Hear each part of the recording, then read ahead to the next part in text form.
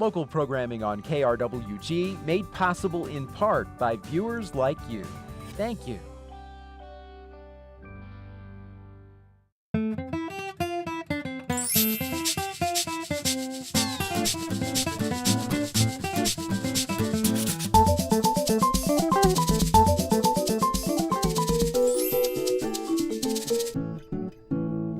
Hello and welcome to Fronteras, a Changing America.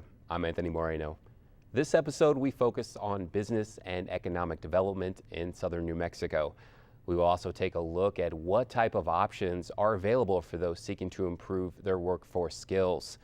But first, let's take a look at a new project that has industries along the border region excited for the future. Recently, Union Pacific invited business leaders and community members in the area to tour its new rail facility that is under construction in Santa Teresa, New Mexico. Jerry Pacheco with the Border Industrial Association gave us a preview. I imagine when O'Hare Airport was built in Chicago that it's to this scale. You've got a development that's literally 12 miles long. You're going to see some intermodal yards being built, diesel refueling station and crew changing station. We're looking conservatively at least $500,000 of initial investment in this whole deal. We were able to speak with some local residents who believe the new facility will strengthen the economic corridor from the border to nearby communities like Las Cruces, where Greg Smith serves as the city councilor. I think we'll probably see a lot of the goods come to El Paso and Las Cruces from the West Coast, but some might start coming from the Gulf.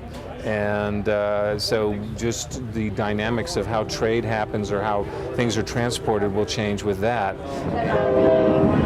Construction is going on day and night to complete this $400 million project that will span 2,000 acres. According to Pablo Gonzalez with Union Pacific, the new project will improve the company's transportation of goods in the region.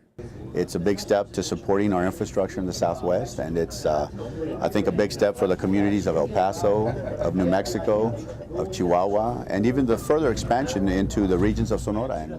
Companies located on the other side of the border are excited as well. For example, Foxconn buses in 5,800 workers on an average day from Juarez to its factory in San Jeronimo. The company ships 55,000 Dell computers to the U.S. every day. Francisco Uranga with Foxconn mentions the new rail project will encourage more development in the area. Hopefully we can develop the airport, for example. Being next to the airport would bring opportunities like the ones Texas has on Alliance Airport in Fort Worth, where you can have air cargo, trains, connected to the highway system, I-10, I-25, and with something that they don't have at Alliance, which is the border crossing at 71 South. The new facility will be equipped with the latest technology for companies needing to compete in today's economy. Barbara Walker is with Cisco. In particular, I want more high-tech jobs here, and I think that as we become recognized as being a center along the border, a region that is important, I think we'll get those jobs. And they're laying fiber along the train tracks, so I think there's going to be more infrastructure. The fact that they're including that in infrastructure is, I think, really important. Ivan Jaime with Union Pacific says local businesses in El Paso and surrounding communities will benefit from the new project. What that really means for the local economy is that it will mean that if you're a producer here in the El Paso area, if you own a business, you can get your product anywhere in the world thanks to this facility that we're going to have. Thanks to New Mexico legislation, Union Pacific is exempt from paying state locomotive fuel costs with any investment of over $100 million. The project is expected to be complete next year. For KRWG, I'm Anthony Moreno. We are now joined by Mr. Davin Lopez, President and CEO of Mesilla Valley Economic Development Alliance. Mr. Lopez, thank you for joining us. Oh, Anthony, thank you for having me. Could you share with us shortly about what your organization does for our audience? Yeah, absolutely. Mesilla Valley Economic Development Alliance, we've been around since the 90s, but really in the early 2000s, we were formed as a private nonprofit partnership, and it really was a private-public partnership where our major partners include the City of Las Cruces, Doña Ana County, New Mexico State University in Arrowhead, as well as Doña Ana Community College, along with probably about 90 to 95 private sector partners around the region. And really we came together with the sole goal of how do we spur economic development in the Doña Ana County region.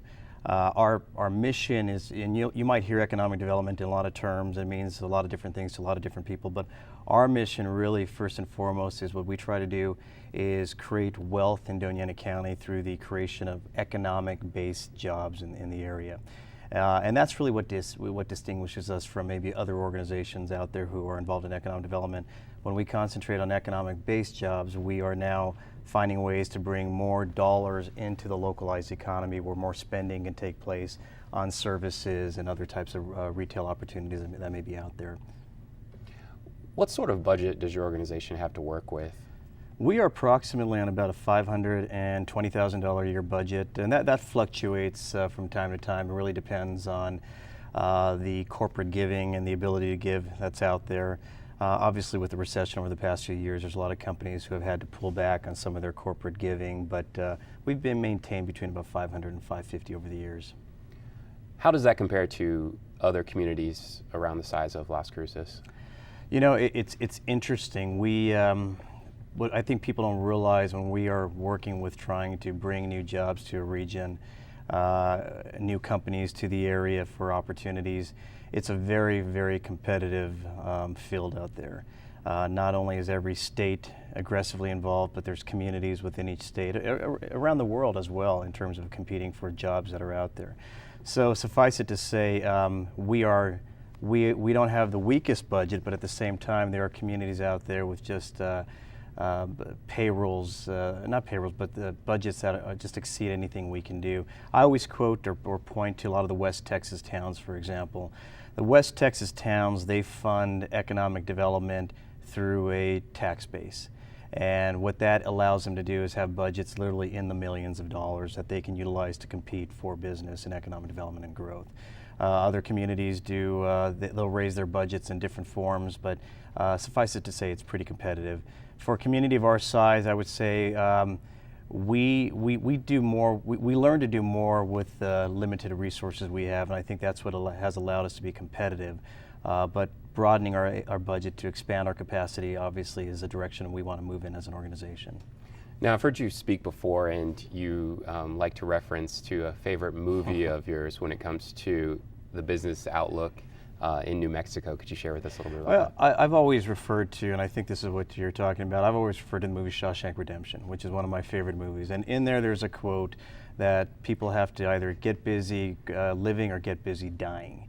I kind of liken that to economic development and communities and the culture and mindset of what growth means. I've always said that there's not one community in history that you can identify or find that has just remained the same.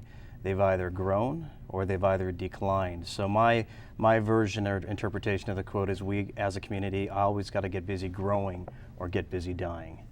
So what do these Fortune 500 companies want when they're looking to a new community to invest in?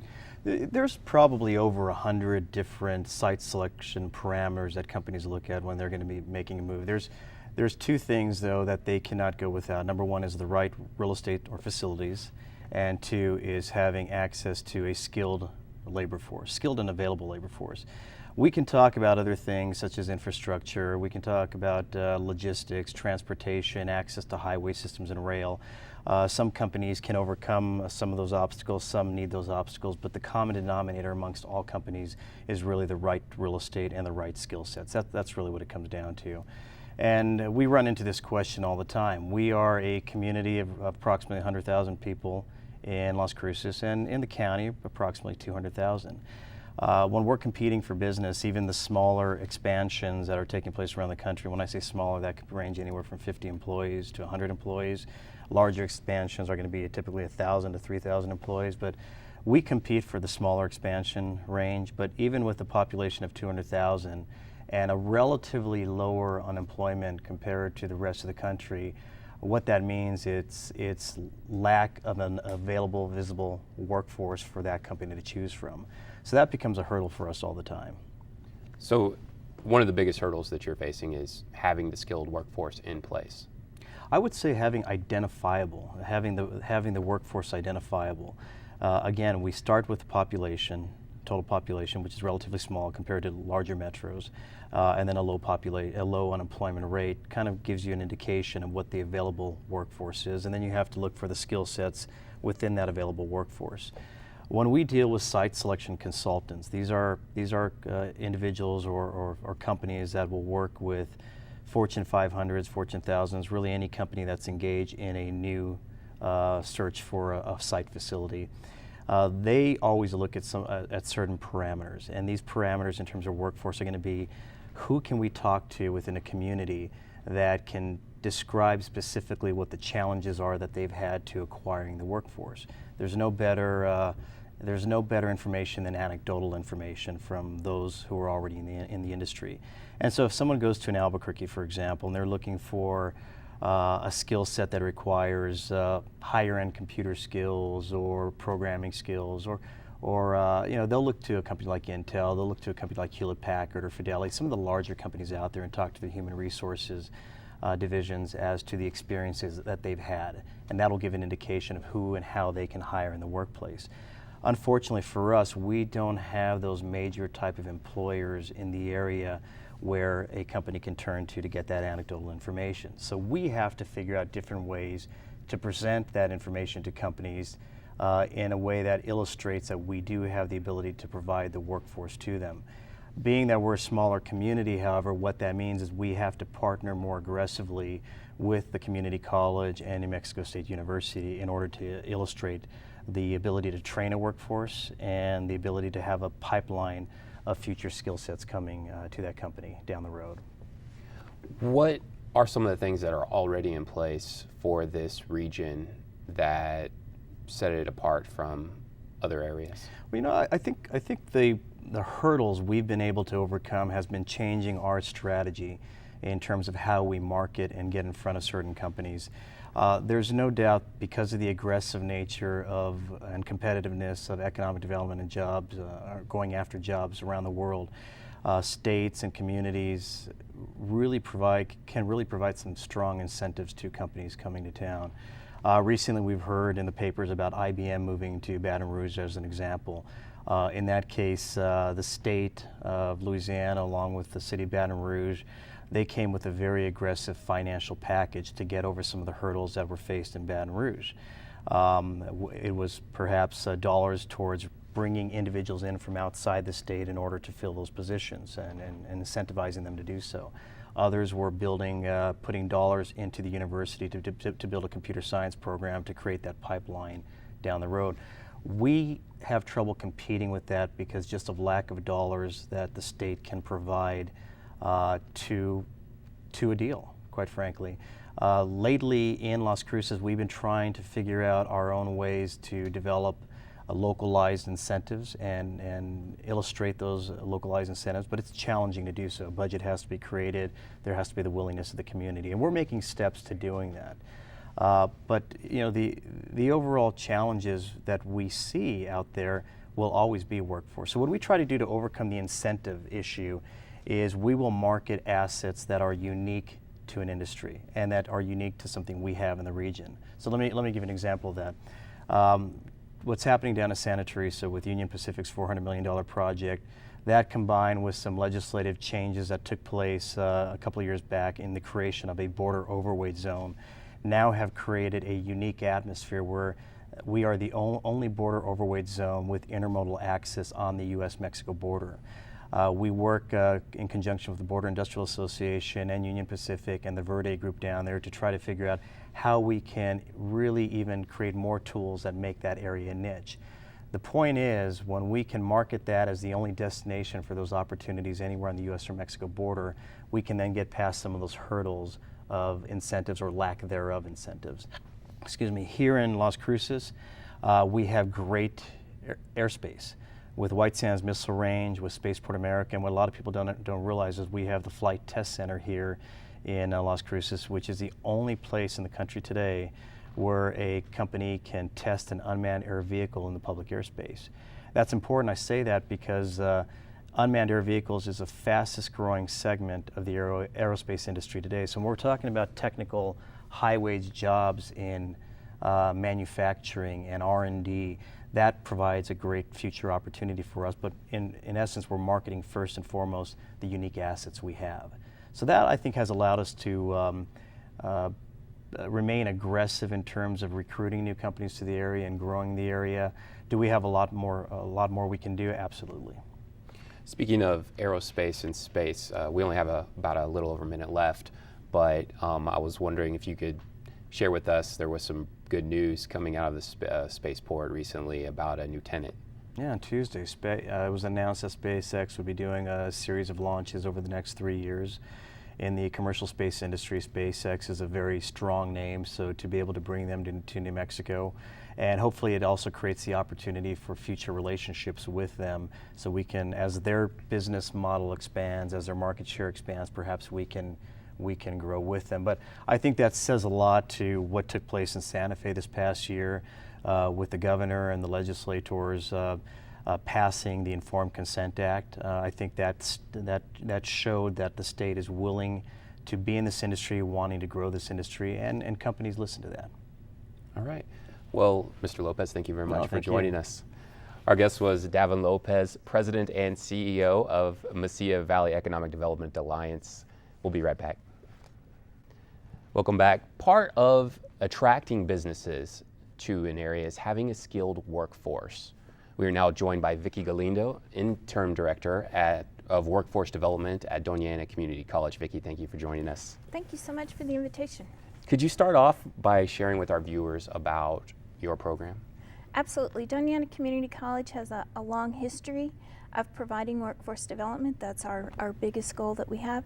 And we do deliver that in 2 different phases. We have the credit programs, which we have many programs in, and then we also have the non-credit programs, which are the programs that I directly work with. You can come in and take a short training course and get a certificate or a license. We offer programs that run for many months. You can become a pharmacy technician or a veterinary assistant. So we have a wide range of programs, but they're all based on exactly what it is that the community needs from us. We work very closely with businesses here in town, interact with them all the time to find out where the shortages are, what it is that they're needing, and we can ramp up very quickly, since we're non-credit, to address a need. Literally within a couple of weeks we can get going on getting something trained for people. What are some of the biggest needs when it comes to workforce skills right now in this region? One of the biggest things we're seeing right now is a lack of soft skills. That keeps coming up over and over again whenever we speak with business leaders. Things such as basic math skills, basic customer service skills, calling in when you might not be coming to work for whatever reason, or if you're going to be late. It's just that kind of basic piece. So we have implemented some opportunities for people to come in and get a targeted piece of information about that. And we're also working with Las Cruces Public Schools to implement a curriculum that will start in the freshman year. It'll be really targeted in the freshman year, but it'll be reinforced throughout the remaining years of their high school, so that as people are coming out and getting jobs in our community, they will have that basic soft skills piece that we're missing right now. And you spoke of these soft skills that are missing. I'm curious, things like just calling in when you're going to be sick or you can't make it to work. Those are pretty, I guess on average, 2 generations ago, that's an automatic that you already knew that. Correct. And to do that, correct. Is there some sort of generational gap that is really making that such a need right now? We have noticed that is a generational focus. Whenever we're dealing with people who are in our veteran generation, a strong work ethic and those skills are there. We notice that it is there with our baby boomer generation. It starts to disappear a little bit when we get to the Gen X and Gen Y generations, and millennials, we don't know why, it's just missing. So that's why we've targeted that generation. We're going to start in the schools and start in the local high school and start moving it out. It is our hope that once we get it implemented well into the Las Cruces Public Schools, that we'll move to Hatch and Gadsden as well. Have you spoke with some of the students in the program that are recently trying to build these soft skills. What is their feedback? What are some of the reasons why they believe that they're having difficulty with those? Most of the students that we have only been able to pilot this at this point, but the skills that the students we are talking with, I think it's just, they just didn't get that piece of information. They're very receptive to learning and very quick to enact those skills. I also think the stronger emphasis on the core curriculums that are being enacted in the public schools is going to go a long ways as well, because that will strengthen that math component that some students are missing. At what age will that core curriculum be for soft skills be installed? It's 14 years, about 14 to 15 freshmen. So basically through high school? Through high school. Mm-hmm. It's hoped that as the students get their part-time jobs, or perhaps they have an internship, or they're working with the Excel program, that they'll be able to reinforce those skills. And we do have business leaders who are working with us, so they're speaking to the students and they're reinforcing them as they're in their businesses. Let's talk about those business leaders. You work with them on a constant basis to find out their needs. Could you share with us a little bit about what the current trend is from the leaders? What are they asking of you? And it seems like everybody kind of has to pull together in this region to make business and economic development work. You're absolutely correct. We have to be very responsive to our business leaders. We can put out the best students in the world, but if there's no jobs for them, we haven't really done them a service. So we work closely to make sure we're identifying what it is that the businesses are needing. Right now, we get a real feeling from the businesses that they would like to have a good employee. And to them, a good employee is one who'll show up on time and do their job. They're more than willing to train an employee. If they'll come in with minimal skills, they're willing to train a good employee. We have a lot of turnover here in the community.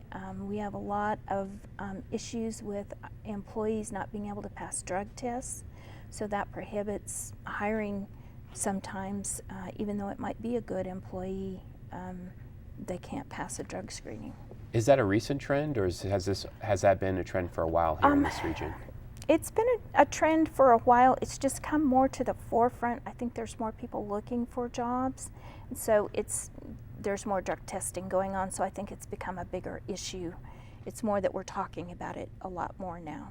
How about transportation? Is anybody in your environment having any difficulty with finding just a simple ride to work? I do think that that impacts our population. We live in an area that has a pretty low income, and we do have public transportation here in town, but there's a cost associated with that, and it's also runs at certain times, so it may not always be the most convenient. I do think that affects some employers and some businesses. However, if it's a good employee, the employer is willing to work with them. They'll sometimes pick them up or adjust schedules to work with public transportation. Has there been any programs in the past that were aimed at enhancing perhaps transportation, say from here to Santa Teresa or other areas that are just outside the city? Oh gosh, I'm really not aware of any transportation programs that are going on, but I do know there are a lot of people who carpool. There's big groups of people that will get together and go if they're coming from La Union and coming into town, or maybe they're going to Anthony or Chaparral. I do know there's a lot of carpooling going on. Do you find that your program is in greater demand now than perhaps in the past? We have noticed an increase in that. A lot of people are losing their jobs, or their jobs have been downsized. Maybe they're only working part-time. So they are popping into us to get a quick set of skills. They may come in to just get a certificate or a license, or maybe they need to upgrade on some computer skills or something like that. So we have found that we do have an increase in that area. How about the generation of folks who have already retired and are maybe searching for an encore career? Have you worked with them? This is a wonderful community for that, because we have a wide base of retirees, and there are a lot of people who do inquire about maybe brushing up skills or getting a new set of skills. But we also have a lot of people who come to our office looking for an opportunity to give back. They maybe don't necessarily want a paying position, but they'd love to work with youth, or maybe they want to come help us, or they're looking for a good opportunity in town. So we have many, many retirees that are contributing to the community. Speaking of your program, you were recently new to your program. Yes, I've only been there 3 weeks, so. Wow. Now, the position of Director of Workforce Development has been vacant there for 4 months, is that correct? Yeah, it's been vacant since November. Mm-hmm. Okay. What are some of the new things that you're hoping to bring to this position and this program? Well, it's very exciting because we're actually in the process right now of developing a whole new marketing concept and targeting a few things that we're really going to emphasize. So you can look for us July 1, we're rolling out a whole brand new concept. What markets or what areas are you specifically looking to target into the future? We're going to do some targeted marketing depending on our fields. We have a truck driving school that we host and we test for the CDL licenses, so we need to get the word out a little bit better on that. We have a really good pharmacy technician program and veterinary assistant program. We also train fitness professionals, so we have a wide variety of things. We also are certified to teach the Franklin Covey courses. Tell us a little bit about that. Franklin Covey, they have such a wide variety of really well-known programs. The one I like the most is the focus training because it's a time management scheduling training.